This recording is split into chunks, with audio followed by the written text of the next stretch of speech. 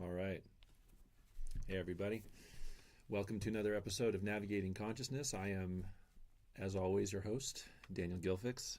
Check me out, danielgilfix.com, for all your human design and energy healing needs. Also, if anyone wants to come down to Sedona and hang out with us here, there's a really cool spot that me and John and a few other cool folks are getting off the ground. It's called Sedona Photon Light.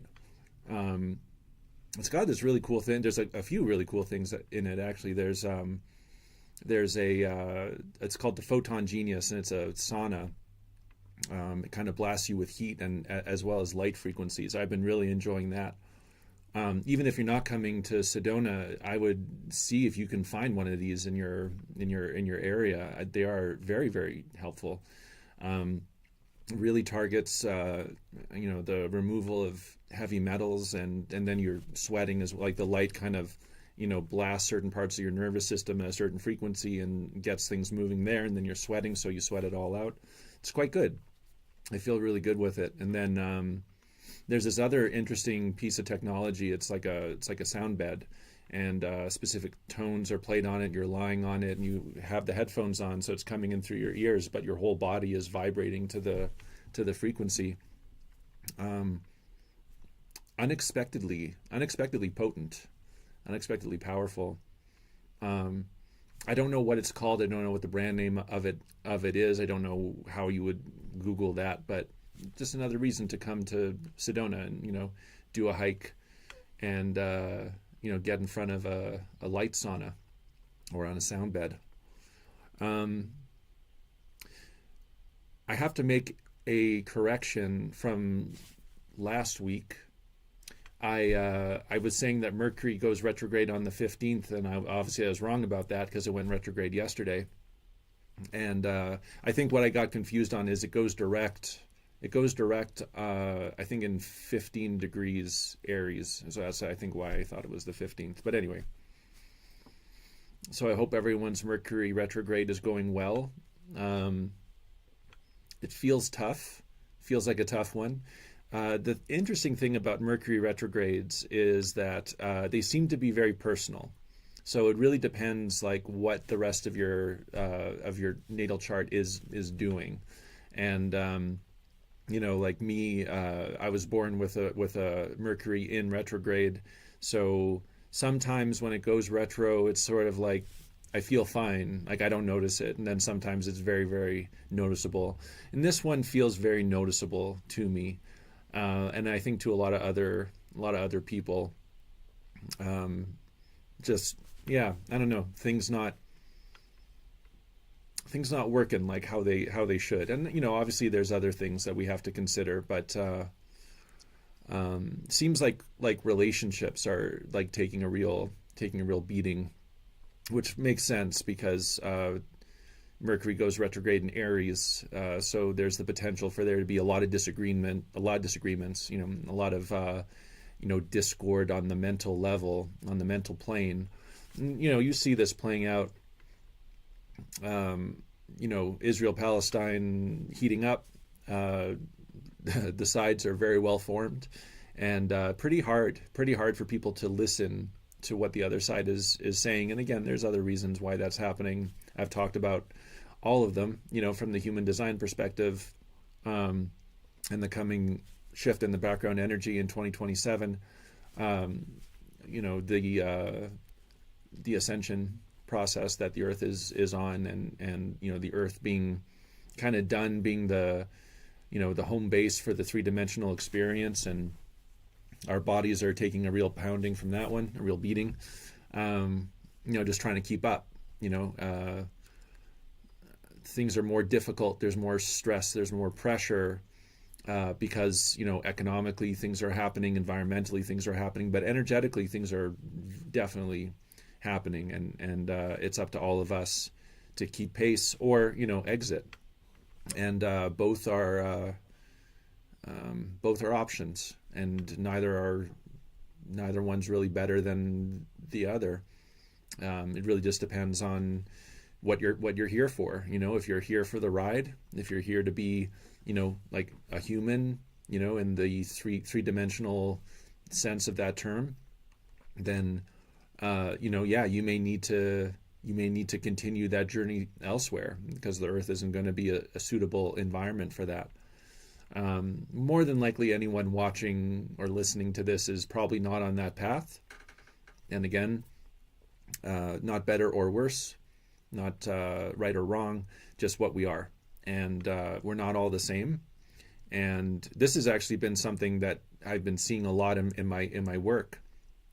Is I think we're more different than we even recognize. I mean, there's things that are very clear differences, in capability and, intelligence and everything. But I think one of the things that's going to become very clear, because I should back up, talking about human design, talking about the cross of planning that we've been in, that's the background energy, right? And the cross of planning, and there's lots of content that you can find. If you can look back on past episodes of this program. I talk about it a lot, and I'm actually going to be creating a database so it's easier for people to search out terms, so that you can find the different episodes where I'm talking about these things. But a lot of people are talking about 2027 because it is a big deal. So we're in the cross of planning. We've been in the cross of planning since 1615. The cross of planning necessitated, because it's a very tribal and very collective background energy, the sort of necessity of it was that we are all one. We're all the same, right? We all, society is, over the past 400 years, society has increasingly been structured on, how can we get the most things to the most people, right? How can we feed the most people? How can we clothe the most people? How can we educate the most people? And because it has to go to the most people, it's sort of like average, everyone has clothes, everyone has food, everyone gets educated by and large, but none of them are awesome, and if you want something awesome, you have to pay, you have to pay extra. And even then, it's sometimes difficult. Moving forward, and I think we're, 2027, February 13th, 2027 is the day where the background energy shifts and we move into the sleeping phoenix.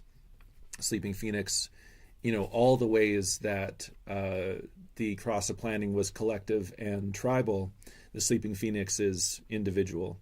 So there's still some tribal activation, and I'll talk. I don't know. We'll see if I get into circuitry today. Maybe it's a good day for that. Maybe not. But on the human design body graph, you have different circuits. You have individual circuitry, you have tribal circuitry, and you have collective circuitry. The tribal circuitry is very focused on, like the birthing of children, the caring for children, the growth of the population, everyone getting what they need, the sort of correct distribution of resources. The collective circuitry is not really, because the tribe is built on individuals, right? It's individuals who make up a tribe. So the individual still kind of matters, but the individual has to conform to the tribal need. If you have to live by the tribal code, there's taboos that you can't act in a way that's upsetting to the tribe, to the tribal order. And those individuals who do are kept on the fringes, or they're outcasts, right? And we're still in that. People who are very individual, people who are wired for the future, right, for the sleeping phoenix, by and large are living very marginal lives. And, maybe some of them are institutionalized either in prison or elsewhere because they really just can't, they can't do like a tribal lifestyle.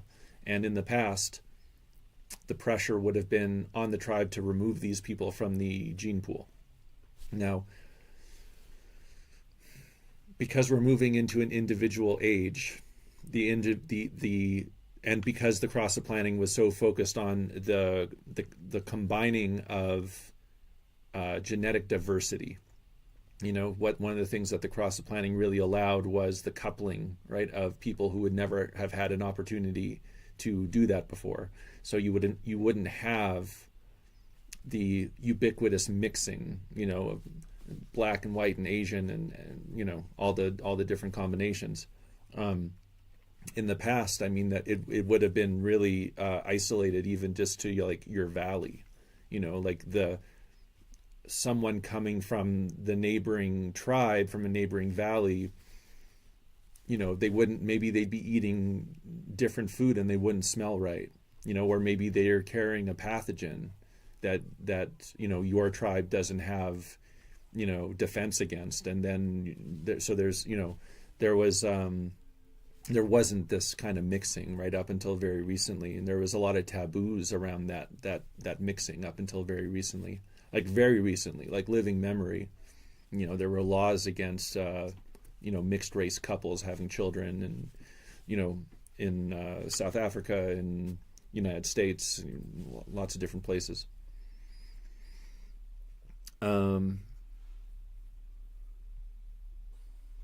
So as we leave behind the tribal and the collective circuitry that's been activated by the background energy of the cross of planning and move into the more individual circuitry of the sleeping phoenix, I had a point. What was I talking about, John? Do you remember? This neurogum has me flying. Oh yeah, nice. My thoughts are racing. Neurogum, it's really fantastic. I really dig it. For anyone who's looking for a little bit of a lift, it does have caffeine in it though, so it's like a little difficult. Right, relationships. So, the collective is very focused on the continuation of the species. It doesn't really care about individuals. It's not where it's at. And so this whole time, the past 400 years, has really been about like the individual sacrificing their needs for the tribe and collective, right? It's like as long as you have children and they survive and they have children, it's kind of like all good, right? And the more the better. And relationships have kind of been formed, on that. Around those themes, and so as a result, we've had, family and marriage and the raising of children and how to educate them and all that. Like this has been all very important for us, and moving forward, it's not really going to be, or there's going to be less pressure. People will still be having children, probably not as many as we have had. We can already see that. How they're educated, also, need to educate children, but they're not all going to go to the same school. And again, we're already seeing that. Lots of people making different choices about where their kids go. Private school, Christian school, public school, homeschool, Montessori, all the different things. All that's gonna be amplified, moving forward. And we're what I'm getting to is like we're already in it. Like 2027 is a ways away still. I mean, not that far, a few years.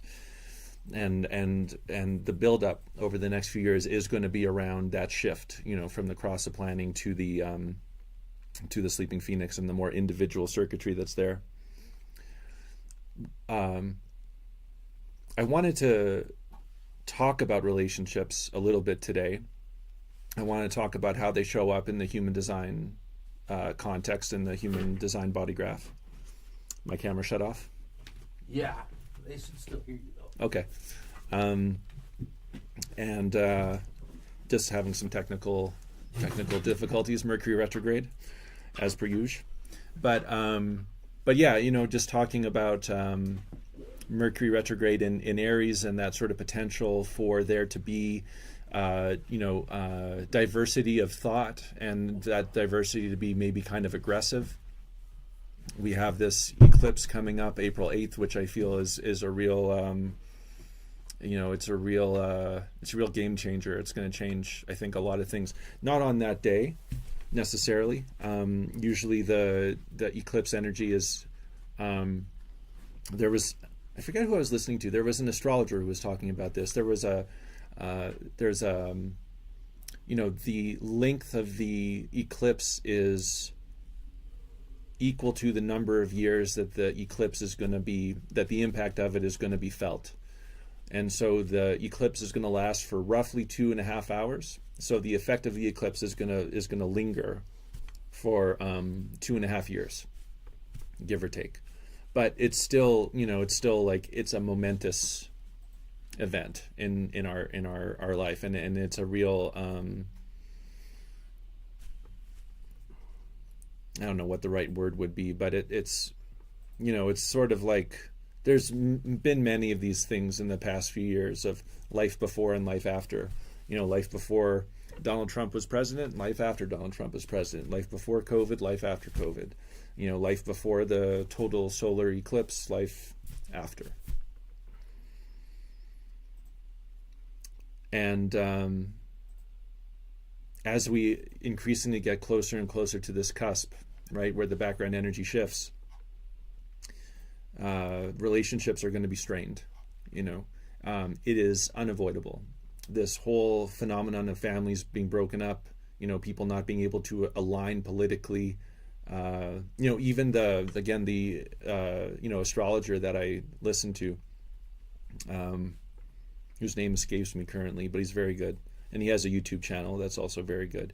But he, in the last segment that he made, in which he talks about all the astrological events happening this April, because there's a lot of them. There's 2 other astrologers that he brings on, and they kind of bounce ideas off each other. They both kind of give their interpretations of how this might play out, and it's the last one that they're going to do together, because they can't agree. They can't agree politically. They're looking at the same thing, but they're all seeing different things, and they can't find a way to make it all come together. And there's pressure. So they've decided to go their separate ways. And now, because they're going their separate ways, this one guy whose channel this is, he's going to make some changes. So when people break up, when relationships are no longer tenable, there's opportunity there. You can make some changes. You can restructure, your life, your project, your business, right? When you break from someone. But yeah, it's not always the right thing, and the pressure that we're all feeling, the pressure that relationships are under.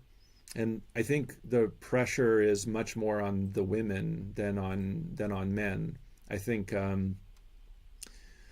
from what I've seen, it seems like the women are the catalysts. And it's not that like the men aren't doing their part in it, but it just seems to be like just that the dissatisfaction that women have had with like relationships historically, because historically they weren't built around like a woman's needs necessarily, right? That's like the woman looked after the children, and she kept the house, and she made the food, and in a lot of cases managed the finances, and the man was out working and bringing money home that would support the woman and taking care of the children and buying the food and making the food and all those things.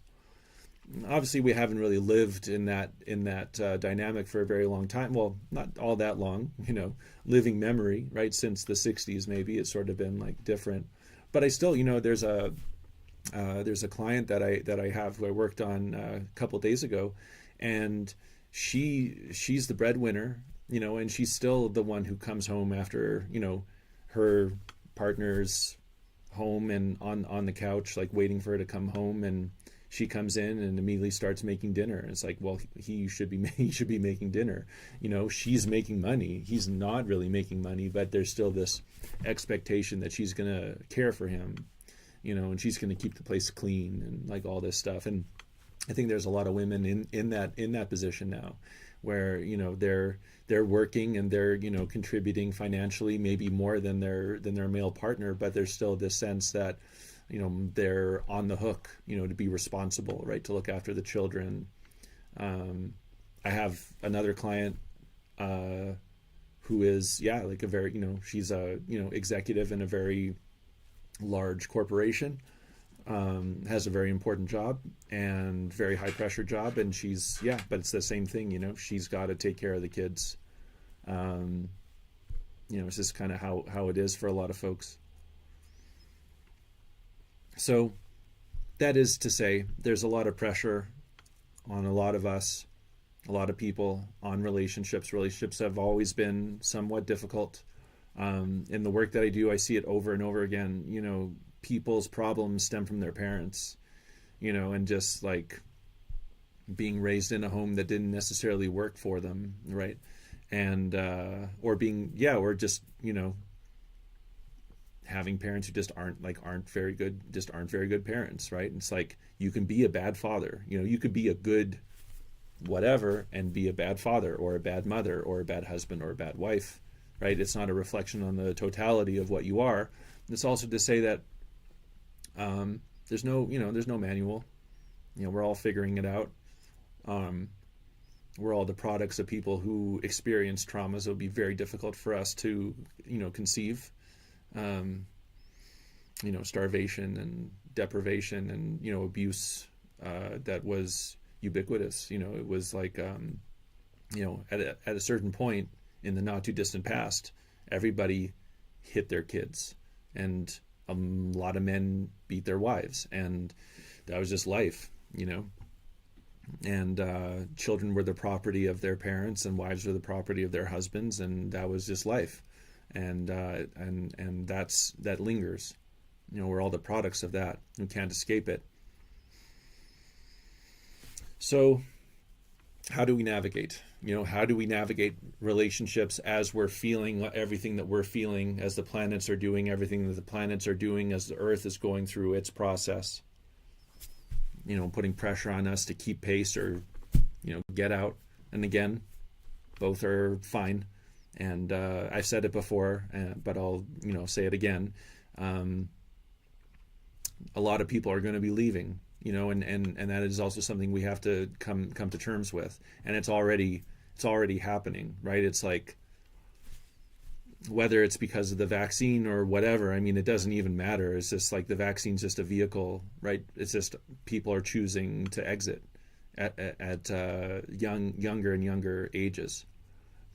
Deaths of despair, suicide, drug overdoses, all these things, right? It's just like highest levels ever. And you can talk about social media being the culprit and all this stuff, and just like, younger people seeing that they don't really have a place in society and they'll never own a house, and they're like all this stuff, and all that's true, but there's pressure. There's pressure to stay or go, pressure in life, pressure in relationships. I wanted to take a look at a human design composite chart, and I just need to pull it up on my phone here, and just sort of go through, a little bit, so that you can all do this, right? It's like, you get your birth info, you get your partner's birth info, you can look at your what you make together, and where you might feel that pressure, and where there's where there's going to be tension, where there's going to be things that you just have to be like aware of, The chart's up. Thank you, sir. So this is the composite chart of a client of mine and her partner. She's an emotional manifestor. So, this is them combined. So they don't have all these centers individually. She's an emotional manifestor. He's a sacral generator. When you're looking at the composite chart, there's the first thing that you look is, how many centers do they have defined?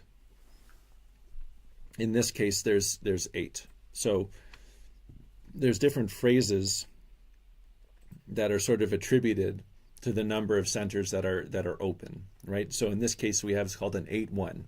8 defined centers, 1 open center. And it's called 8-1, have some fun, right? So if you're an 8-1 with your partner, it's like, it's quite enjoyable, or can be. It's going to be 50-50, quite honestly. So, but you can always, like, it's about exploring something together, right? In this case, the open center that they're meant to explore together is the root center, right? And the root center is about, well, it's pressure, pressure to act, pressure to survive in a certain way. It's that real adrenalized pressure, and that pressure. And I was actually speaking to this client today, and what I was saying is, like, that pressure that can find all kinds of ways, right, to be expressed. Obviously sexually, but creatively, artistically, making food together, making music together, doing things together that require a lot of energy and playful energy, creative energy, right? Doing stuff together. This is a couple that wants to do stuff together, right? And a lot of stuff, right? And the more energy that they can contribute to doing together, the better it's going, like, the more fun they're going to have. Where they're going to run into issue is, and we're not going to see this because I don't have their individual charts to pull up, but where they're going to have issue is, she's an emotional manifester, so she's going to be conditioning him emotionally, right? If she's in a bad mood, he's going to be in a bad mood. If she brings the wrong emotional intensity and that's a very possible thing. People with emotional authority, and that's me, right? We can all bring the wrong emotional content to a moment, and then because we brought that wrong emotional content, it's going to kind of be shoved in our faces in a certain way. The people in our life who are on the receiving end of that frequency are going to reflect that, and they're not only going to reflect it, they're going to amplify it. And that's why it's so important for people with emotional authority to really be in the mood. What are you in the mood for? If you're not in the mood for something, it's probably not going to go well. Excuse me.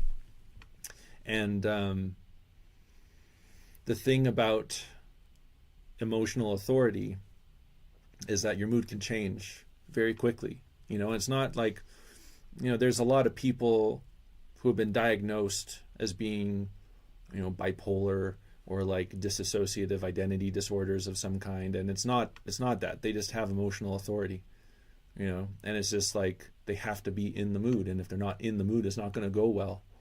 Their life isn't going to go well. Having emotional authority is not easy, and 50% of the population have it, half the world, right? And the other half is being conditioned. And this is the whole trip, right? It's like, because we don't know this, we think things are how they are. So many people being medicated, so many people thinking that relationships aren't for them because they can't seem to make it work. Well, they can't make it work because they don't know who they are, and they don't know who they're in partnership with. Or business. It doesn't have to be intimate, right? Business relationships, friendships, family dynamics. I'm the only emotional authority in my family.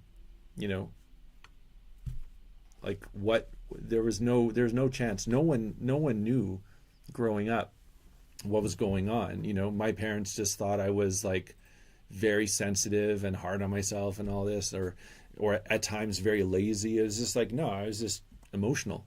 I was chewing through data in a way that they are not designed for. And again, that's not to say that I'm superior, right? It's just like what I am, and that's what they are.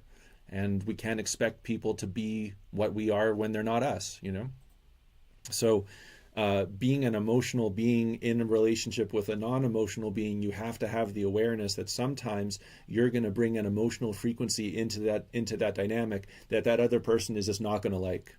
And you don't mean to, right? It's very innocent. You're not wanting to piss anyone off, right? Quite the opposite. You're wanting to have sex. You're wanting to make food. You're wanting to do something creative because you're an emotional being. And you come in kind of expecting that, and then they're like, all you get is attitude. And you're like, where did this come from? Well, it comes from you, it's coming from you, it's coming from me, it's coming, it's coming from the emotional beings. So very important to recognize that. He has an open heart, she has a defined heart, right? So that's another area, it's like she will overpower him with her willpower at times. He has a defined sacral, she has an open sacral. Having the defined sacral with an open sacral, that's a relationship that will be exhausting at some point, right? She will exhaust him with her will, he will exhaust her with his sacral energy. So is this good to know where these things are so that you can know like when you need to take the space? Taking the space is very important, right? If you as an emotional being are in a bad mood and you see that you're kind of pissing your partner off, even though it's the last thing that you want, but there's no ground to stand on there because you're filling them with what you're feeling through no fault of your own. It's just like, okay, before this escalates to a point where we can't return, I'm going to go for a walk. I'm going to go do my own, whatever, however it goes. Same with people who have a defined heart and an open heart, right? It's like the heart's very willful, but the heart, it's actually the person with a defined heart who's going to have to take the break, because the will needs time to replenish. Getting defined by a sacral center, which I don't know what that's like because I have definition there, but my partner is a projector. She's an open sacral. I see how it can, because she'll feed off me. She'll feel like she has all this energy. She doesn't. She's just feeling the energy that I have. And then I'm tired and I'm like done and she wants to keep going, not because she has the energy for it, but it's because she hasn't come down off that sacral. It's not a wave, but it's sort of, that force, right? The sacral is like a force. It's a very forceful energy. And if you're a generator and you're in relationship with a projector or a manifester or a reflector for that matter, you're going to have to pull back because they're not going to, right? You're going to have to decide when to stop because they're not going to, and they might say like, no, let's keep going. Let's keep pushing. Let's keep, like, we're almost done. Let's go. But that's not for them, right? That's for you to say, okay, we have to stop now. I'm out of energy, right? If you have a sacral center defined and you're in relationship with someone who does not, you're the gas tank. So if you're empty, you're empty, and there's no point in pushing from that point forward because you're just going to exhaust both of you. And then again, you're both going to fall into, states that might not be very conducive to a loving relationship. All right. So we got the centers. One of the other thing that you're looking at is where the gates are connecting, right? So this is called a electromagnetic connection or channel. So in this case, we have the 62 and the 17. So that's up in the throat center. The 62nd gates in the throat, and the 17's in the ajna, in the third eye. And this is a channel of being opinionated, right? So they're going to be very opinionated, or when they're together, they're going to be able to not necessarily come to an agreement, but it's, so, okay, let's look at it this way. They share the 64 and the 47. That's in the head center from the ajna, right? So I don't know how well you can all see this, but they both have that channel separately. So this is something that they share. This is a way for them to understand each other, right? 64-47 is about like structuring, right? It's about thinking about the past and making sense of it so that you can move it into the future. So they already share that. When you go down to the 17 and the 62, they're going to be able to take that awareness of what was and kind of form opinions on it, right? So again, these are people who are here, who have come together to share a lot of mental energy, right? The thing for them to explore is that root center energy, which is as far from mental as you can possibly get. It's entirely physical. There's no awareness there. So in their play, in that root center area, they can bring that shared awareness, right? That shared capacity, to be inspired and motivated mentally by their past, and together they can make sense of their past in a way that they couldn't individually, right? And that 1762 is going to help them do that. The opinions that they held are going to, out of necessity, change, and they're going to come to new opinions together that they couldn't have found separately, right? New ways of thinking and expressing, right, what they think is correct. They also have the channel of talent, which is very nice. So the 16 and the 48. The 16 is the gate of skill. The 48 is the gate of depth. When you put them together, you get the channel of talent. And so these are people who are, and you can see, it's 64 to the 47, the 17 to the 62, the 16 to the 48. Right? It's an unbroken line, and it's all collective. So there's no individuality here. Right? These are people who are mentally very focused on a bigger picture. What works, what doesn't work, what has worked, what will continue to work. And together they can bring that to the collective, right? Bring that to all the individuals, right? In a way that will be very easily recognized, if their energy is actually correct, right? If they can do it, if they don't succumb to the pressure of the root center, and because it can happen both ways, right? You get the pressure of the root center, you start doing things that you don't need to be doing because you feel like you have to do something, but you actually don't have to do anything, right? Or it can be the other way. You can start playing around with that pressure. It's like, well, is this a time for us to act, or is this a time for us to actually chill? Is this my pressure? Is this your pressure? Like, what are we working with here? But yeah, a potentially very talented and very intellectually stimulated couple. It's very nice. Great capacity for success. So those are two things that you can look at. You can look at what's shared, you can look at what's connected, and then there's another aspect which is a bit more difficult, and that's basically where things, it's called compromise.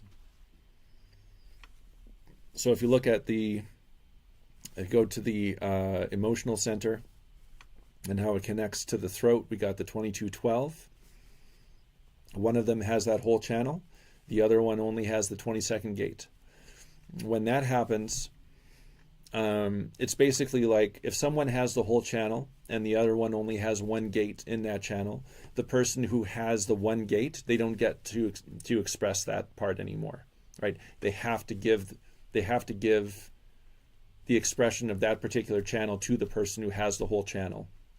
So this is a design of the 2212 is it's the design of a social being, right? It's the channel of openness. So basically, it's up to the woman in this dynamic when it's the right time to hang out with other people, when it's the right time to go out, when it's the right time to stay at home. Who are we going to hang out with today? Do we feel like going anywhere? It's like her, and she's got the emotional authority on top. So if she's in the mood to hang out, then they can hang out. If she's not in the mood to hang out, they're not going to hang out, right? They're not going to go out. They're not going to be social unless her mood, and this is ideally, obviously, if they're not together, if they're individual, then that's a different thing. But if they're together and they're wanting to go out together, her mood is going to dictate what they do, ideally. And if they do that, it works. And this is where things get kind of difficult, because he might want to go out so that he can connect with someone who has a 12, and then they both get that channel, and that feels very nice. And we're always looking for the other side. We're always looking for someone who has what we don't have, so we can have that connection, so that circuit can get activated, right? But it's not necessarily correct. Sometimes we can do things out of desperation. Sometimes we can do things like, there's all kinds of reasons why we might seek out the other. And just because the other has what we're looking for doesn't mean it's the right person, doesn't mean it's the right connection for us. So if they're together and she's not in the mood to go out and be social, he's going to have to compromise. he's going to have to acknowledge that in this particular area, she's in charge, you know? Not the easiest thing. Relationships all have this, and again, it's good to know where that compromise actually exists and where it doesn't, so that we can be aware. And especially when we're choosing who we're going to be spending time with, it's sort of like, well, you kind of compromise too many things, so it's not going to work. You know, like, I love you, I'd love to try this out, you know, seems like a good time, but there's too many things kind of working against it, and it could still work, but it's sort of like sometimes it's not worth it, you know. The juice ain't worth the squeeze, as they say. The other area compromise, and this is now on his side, so he has the 3457, which is the oh geez, why can't I remember this right now? Channel of power. Duh. So he's got the channel of power, the 3457. She's got the 57. This is an interesting one. The 57 is the most intuitive gate in the human design body graph. The 34 is the gate of power. So when you have the 3457, it's like you have intuitive power, basically, you know. And it's a good channel to have because it tends to keep you safe. It's, you know, defensive. So people with the channel of power will rise to the occasion when they're threatened, you know, and that's what he has. And that's maybe a very nice thing for her, right? It's like, yeah, when push comes to shove, it won't be about her having to do anything. Like, he's just going to do it. You know, if they need to be protected, if they need to get out of a situation that isn't great. And that's not the only thing that the channel of power does, but that is a main part of it. He's going to do it, you know, and she doesn't have to. And maybe that would feel really good. And maybe he's not like the most social being ever and would prefer if she takes the lead on that. So it's not really a compromise when it comes right down to it, you know. So anyway, that's how that all breaks down in a human design context of how relationships form.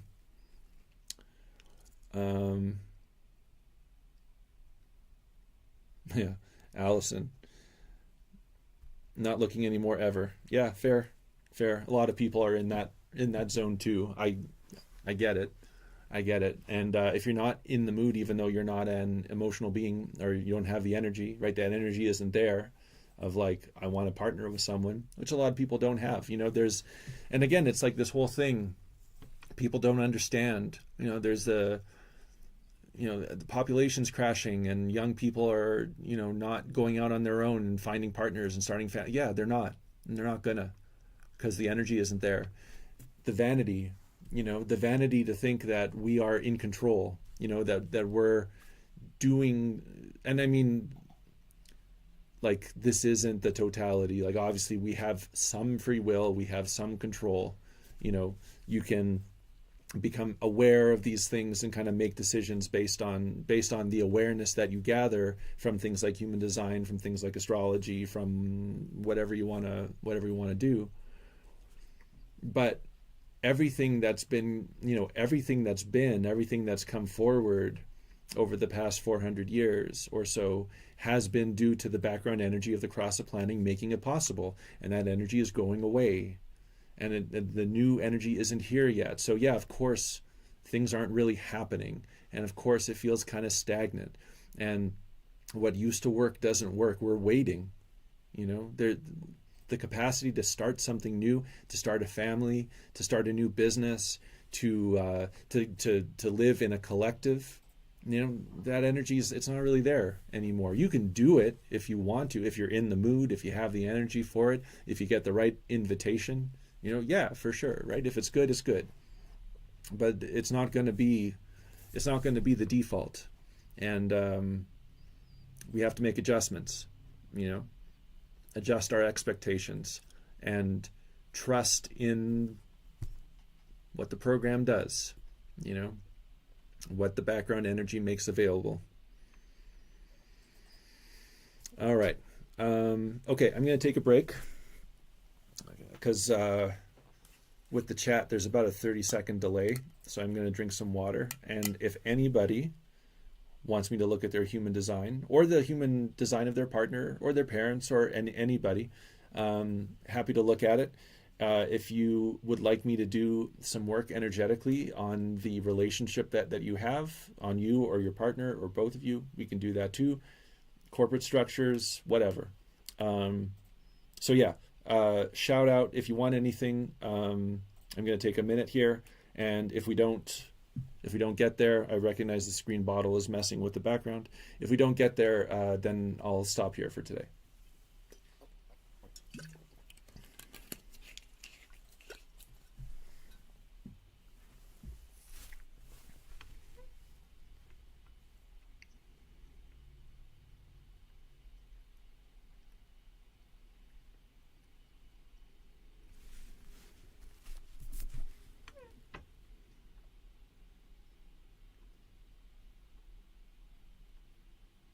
All right. Well, that's probably good for today anyway. That was a lot of information.